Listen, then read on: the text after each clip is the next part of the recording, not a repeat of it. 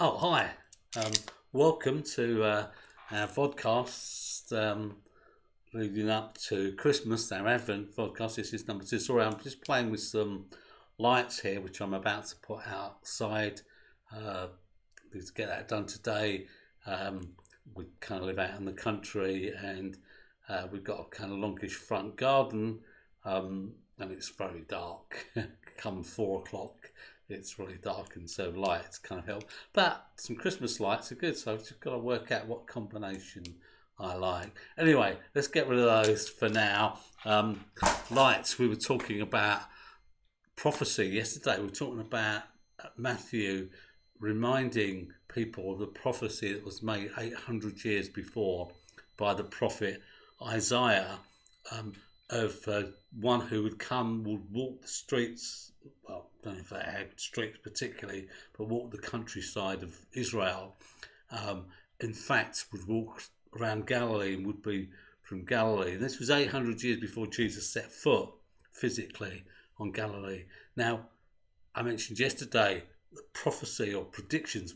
We love them, and actually, it's big business, and governments employ people, futurologists and others, to do that.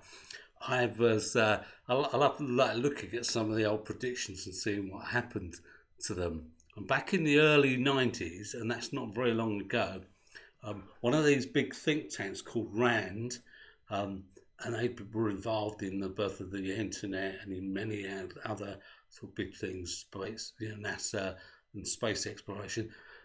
They came up with this idea that by the early part of the 21st century, like now, if you didn't have a robot in your cupboard to do your household chores, you would have trained animals, domesticated animals, doing it. In fact, they said that you may even have apes trained to be chauffeurs. I think I kind of rather have driverless cars. We talked yesterday about the light that Matthew spoke about.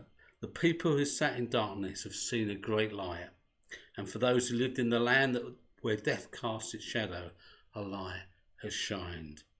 The brightest light shines through the darkest times, and we spoke yesterday of that promise, great hope, that great promise that could lead us forward.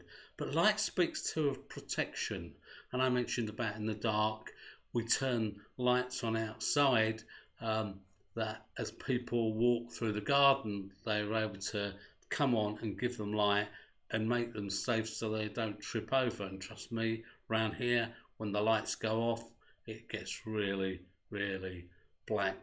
Wonderful if you've got a clear sky and at night and you can see the stars, because you really can out here, because there's so little of man-made light.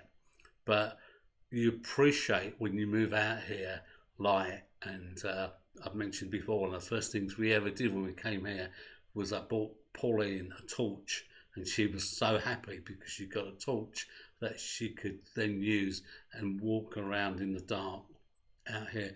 Light provides protection, and the brightest light is promised to shine in the darkest time. In Christmas, so we're thinking of Advent, we're thinking of the coming of Christ. Christ speaks of that brightest light shining in the darkest time, speaks of safety, speaks of hope, speaks of direction, speaks of leadership and a better future, speaks of life in the middle of death. And that's what Christ came to bring. And during this Advent time, why don't we focus on the different aspects of Christ? Let's focus on what Christ brings and who the Christ child really is. I want you to do that during these next few weeks, and we'll share a little bit of time together. We all know a bit about protection. I'm just about to go out, and we'll take our masks with us to protect.